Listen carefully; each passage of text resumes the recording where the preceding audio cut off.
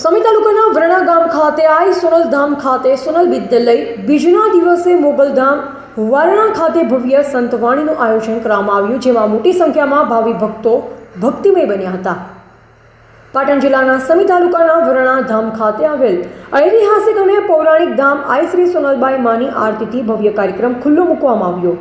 મોગલધામ વરાણા ખાતે સુંદર મજાનું સંતવાણીનું આયોજન કરવામાં આવ્યું, જેમાં વરાણા ખોડિયાર ધામના પૂજારી અને ટ્રસ્ટીઓની વિશેષ ઉપસ્થિતિ જોવા મળી.